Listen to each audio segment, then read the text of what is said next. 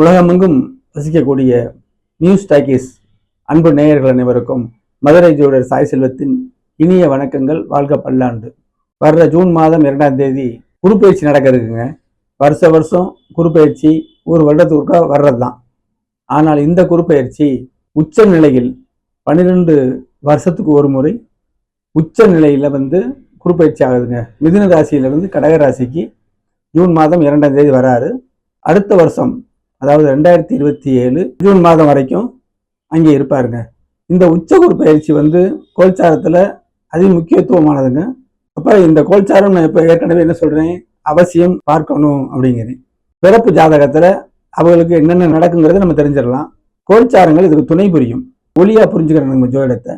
ராஜயோக ஜாதகங்களில் ஏற்கனவே நிறைய ஒளி இருக்குது.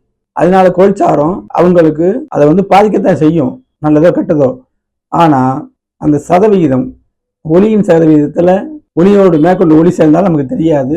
ஒளியில் சிறு இருள் வந்தாலும் பெரிய பாதிப்பு இருக்காது. அந்த அமைப்பில் பலவீனமான ஜாதகங்கள், அதாவது பலவீனம்னா என்னென்னா, நம்ம அதிர்ஷ்டம் குறைந்த ஜாதகம் எடுத்துக்கிறணும். அதிர்ஷ்டம் இல்லாத அன்றாடம் உழைத்து பிழைக்கக்கூடிய சிறு குறு வியாபாரம் செய்யக்கூடியவங்க, ஒரு சின்ன நிலத்தை வச்சு அதில் விவசாயம் பண்ணி செய்யக்கூடியவங்க, சிறு கடை வைத்திருப்பவர்கள், இப்படி அடிப்படை ஆதாரம் எதுவுமே இல்லாமல் அன்றாடம் பிழைக்கக்கூடிய அமைப்புல உள்ளவங்களுக்கு இந்த கோல்சாரம் கண்டிப்பா பலன் கொடுக்கும். இப்ப ஜென்மகுரு சிறைவாசம்னு ஒரு பழமொழி சொல்லி வச்சிருக்காங்க. அதுல எல்லாம் தவறான வார்த்தை. குரு சுபக்கிரகங்கள்ல முதன்மையானவருங்க. உச்ச நிலையாம வராரு. அப்ப அந்த ராசி பலப்படம் எடுக்கணும்.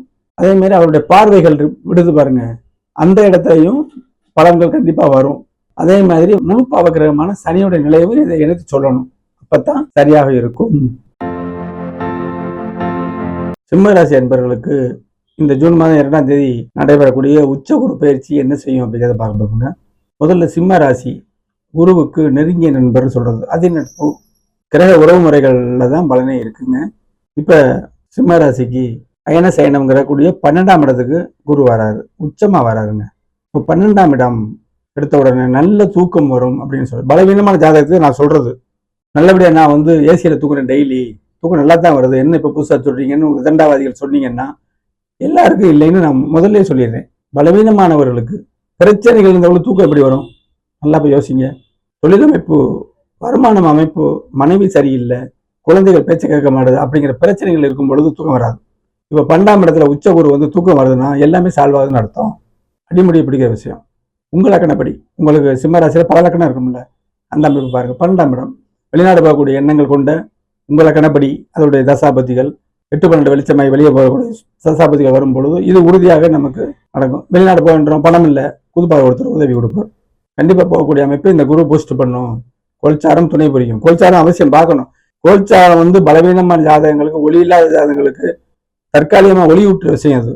அப்போ 12ல் இருக்கிறது சிறப்பு. தூக்கம் வரும், சுப நிகழ்ச்சியில் நடக்கும், இல்லறம் நடக்கும், தம்பதிகளுக்குள்ள ஒற்றுமை இல்லாமல் இருக்கக்கூடிய அமைப்பு. அது உங்க ஜாதகத்துல பலவீனம் 3, 12, 11 இயற்கையிலேயே பாதிக்கப்பட்டிருக்கும் போது, அரைகுறையா பாதிக்கப்பட்டிருக்கும் போது நிறைய அமைப்பு இப்போ வரும். வயசுக்கு தக்கன நான் 70 வயசுக்கு சொல்ல மாட்டேன், பருவ வயசு நீங்களே புரிஞ்சுக்கணும். சரி, பார்வை 4ஆம் இடத்தை பார்க்குது. வயசுக்கு தக்கன உங்க லக்கணத்துல கல்வி சாதனம் பலவீனப்பட்டு இருந்துச்சுன்னா அந்தபடி அவங்களுக்கு குழந்தைகளுக்கு கல்வி ஃபெயில் பண்ணிக்கிட்டு இருக்கவங்க நல்லபடியா வருவாங்க. அதே மாதிரி செமஸ்டர் அந்த பாடத்திட்டத்துல சரியில்லாம இருக்கும் பாருங்களேன், நிறைவு இல்லாம அது நிறைவேறும். வீடு அமைப்பு நல்லபடியாக சிறப்பாகும். தாய் நலன் கூடும், தாய் ஒற்றுமை கூடும், தாய் நல உதவி கிடைக்கும். வாகனமே இல்லாத வாகன சுகம் வரும். ஒரு பழைய வண்டியாவது உங்க தசாபதி கால அமைப்புக்கு தகுந்தவாறு வாங்குவீங்க. எல்லாருக்கும் நான் புது வாகனம் BMW கார் கிடைக்கும்னு சொல்ல வரல. அப்படி சொன்னா ஜோதிடம் கிடையாதுன்னா, ஜோதிடமும் இல்லை ஜோதிடமும் கிடையாதுன்னா. 4ஆம் இடம் அவங்க தகுதிக்கு உங்க ஜாதகத்தை நான் பார்க்கல, ஆனாலும் ஜாதகம் இப்படி இருக்கும். நம்ம பார்க்க முடியல. வாழ்க்கையில பழைய காரில் போவாங்க, பழைய காரை அப்படியே விலைக்கு போடுற மாதிரி போட்டு பெட்ரோல் அதிகமாக செலவழிச்சு போயிட்டு இருப்பாங்க. அவங்க தசாபதி படி வாகன சுகம் கிடைக்கும். மொத்தத்தை சொல்லிட்டேன். வீடு கட்டுற எண்ணங்கள், வீட்டுக்கு பராமரிப்பு, வாடகை ஒத்திக்கு போகிறது, சொந்த வீடு கட்டுறது, இப்படி அமைப்புகள் நடக்கும்.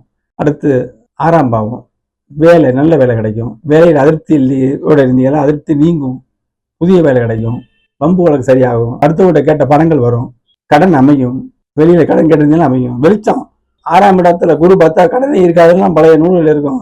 நானும் அந்த மாதிரி பார்த்தால்தான் அனுபவத்தில் வரும் பொழுது தவறா தெரியுது.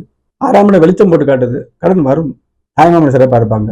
அடுத்து 8ஆம் பாவம், இதுதான் மிக முக்கியமானது சிம்மத்துக்கு. அஷ்டம சனி எல்லாத்துக்கும் கிடையாது. எல்லாருமே உடல் பலகீனமா இருக்கிறது இல்லை. இந்த அஷ்டம சனி காலத்துல குடும்ப சார்ந்த பார்க்கும், குடும்பத்தில் நிறைவு இல்லாமல் இருக்கும்.